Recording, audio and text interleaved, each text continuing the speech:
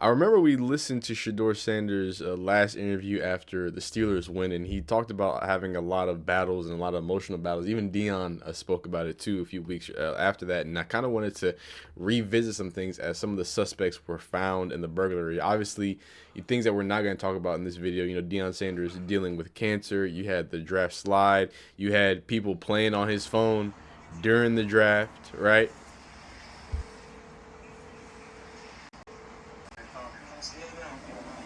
This is Mickey Loomis here, the GM of the New Orleans Saints. How you doing? And now a bunch of other players were, had prank called as well. But obviously, Shedeur dealing with the fall he did was super rough. And he obviously already responded to the situation when things got stole. I think about $200,000 worth. I would say definitely. I would say mentally, emotionally. Like, I know this is a trending topic that my house got broken into, but like, I'm in a mental space now to where, it's not too much that could faze me. Honestly, what's going on? And none of my jewelry got took anyway. So, by the way, none of my jewelry got took. So now, it's just caught slipping. It happens.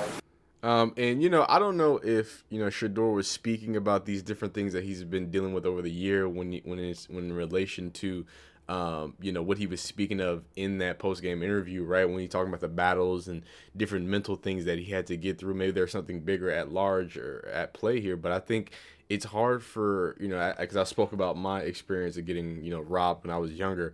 Just that violation of somebody in your house, it really does change your perspective on things. It changes the way that you sleep, changes the way that you hear certain creaks and things of that nature, right? So the fact that the suspects have been found, I think, is great. But at the same time, I think it reignites some of those things in the craziness of the year. So we're gonna watch a little bit of this. This is the official officer speaking about the situation on WKYZ Channel 3 or YC. We're gonna pop around here, look at the people, and then Has concluded the investigation involving the burglary which occurred at Mr. Sanders' residence on November 16, 2025. 3 arrests have been made, including the driver of the vehicle, Jarvet Myrick, who was arrested on November 26, 2025. 2 of the suspects which committed the burglary have also been arrested. DeAndres Jackson was arrested on December 16, 2025, and Maurice Xavier Taylor was arrested on December 29, 2025. The 4th suspect, who committed the burglary, Carlos DeAnthony Morris, has an active warrant for his arrest for burglary, a felony of the 2nd degree. His current whereabouts are unknown. The suspects have been confirmed to be from the Atlanta, Georgia area and utilize a rental car from Enterprise Rental to commit the crime. In this slide, you can see the 3 suspects entering and exiting Mr. Sanders' residence. This footage was acquired from Mr. Sanders' security system within his home. And while this ad, I think this is a good time to speak about this while this ad plays. I remember when this happened, and just because people are weird, when it initially happened, the conversation was, oh, why didn't Shedeur have what do you call it? Why didn't he have security? Why didn't he have security? Why didn't he have some, blah blah blah? You have all this money but no security. And he did have it. He had security things. I don't think most people realize that there's not a lot you can do. Like, you can't, unless you're in Texas or Florida, you can't just have a machine turret gun. Like, you can have a sentry gun set up if somebody crosses your plane. No, the best you can do is record, have certain locks and things of that nature. But at the end of the day, unless you're home sitting there, right, there's nothing much that you can do. So I thought that was so odd to try to blame Shedeur when it happened, to be on some, oh, you're rich and you don't have security. Actually, he does have security cameras. he set up all the security, unless you want him to have a dart trap or something like that, or a trap door, or want him to set up a Home Alone trap for people who are trying to steal his APZs. I don't know what else for him to do, because he did have those types of things. So I think that's interesting. From a neighboring residence security camera, as well as an additional photograph of the suspect vehicle, which was captured by the flap camera system.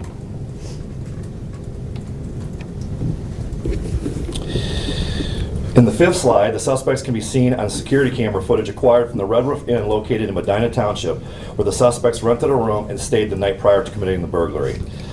The success of the investigation and arrest stem from excellent collaboration with the DeKalb County Police Uniform and Gang Unit, City of Atlanta Police Department, the Milton Police Department, the Brookhaven Police Department, the United States Secret Service, ATF Group 7, the Bergen County Prosecutor's Office, and the Medina County Prosecutor. Hey man, I will say I appreciate them taking this seriously. They brought in all the alphabet boys, and you got DeKalb. I mean, DeKalb. I live in Georgia. They don't play, so I I understand why they were so adamant about this. But it does make me feel good, at least that they're trying their best to get some sort of justice for Shedeur in the situation. Office.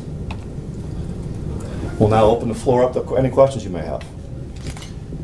Was it it seems that maybe the flock camera and the neighbor's photo was the biggest break that you needed to start the ball rolling, is that right?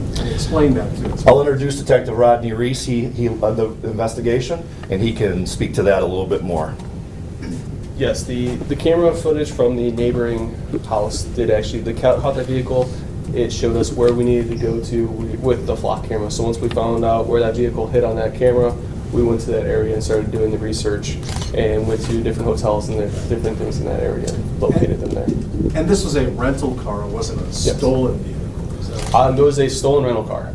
So in Georgia, or one of our higher population areas, those areas typically don't report stolen vehicles right away. So it was reported stolen through their department. We found that out through talking with Enterprise, and then eventually it was reported to law enforcement that it was stolen. You have reported that $200,000 worth of property was taken from Mr. Sanders' homes. What did that consist of? He has said it was not jewelry. Yeah, most of it was totes and luxury bags. Oh. I believe there was one ring that we ended up discovering that was stolen as well. Oh man, they got the ring. But other than that, let's skip here because I don't want to take too much time. I do want to get into. Know that they're not home. They know people aren't usually at their houses, so they're taking advantage of them being of some type of stature in the community, and they're hitting them when they're away from home, and they know they're away from home. Any other questions? Could you go back to the one slide where you showed the suspects in the house, please? Thank you. We just need more shots of it. We'll. Did you tell them about Yeah. the QR code? Yes, sir. So once we're off camera, I'll give you some more information here. I can get you all of It this. looks like there's 17 If you people just in this picture. wrap it up. But I just don't want the again, QR code going out to everybody. And then the one right before this one, all four suspects. And there they are. Just to clarify real quick, you said you believe this might be part of a bigger operation or A bigger operation. I do believe that there's a possibility that there is, but I don't have any physical proof at the moment. So if you remember, Joe Burrow, and I'm only saying it because Ohio, Cleveland and Cincinnati. I'm not sure if this is the same group of individuals that did this, but maybe there's a larger RICO. I just remember being in Ohio, that was something that kind of stood out to me. But it seemed like a lot of high profile and athletes were getting robbed at a certain period of time. So I think that's just kind of interesting.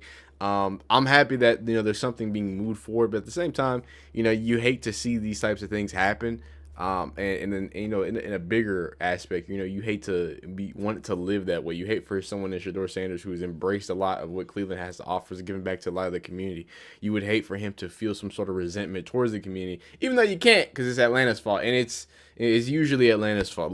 Someone who lives in Georgia, it's always Atlanta's fault. So I understand it. But let me know how y'all feel about the situation. I just think it was good to go back and look at this, because when we listened to that interview, immediately all those things started, the things that he dealt with throughout the year are the things that immediately popped up in my head. So just being able to see this and seeing that there's some sort of resolution, maybe we are on the other side of something that might be positive. Maybe, Shedeur can have that confidence back, knowing, hey, it wasn't someone from the community, it was somebody from outside the community, and still have that love for Cleveland, like, he's really displayed. And, hopefully, things get a little better. You know what I'm saying? Sometimes you battle with things mentally, spiritually, and things of that nature. So as long as he makes it to the other side is all that matters. But I appreciate y'all watching and rocking with us. We'll see you next time. Peace.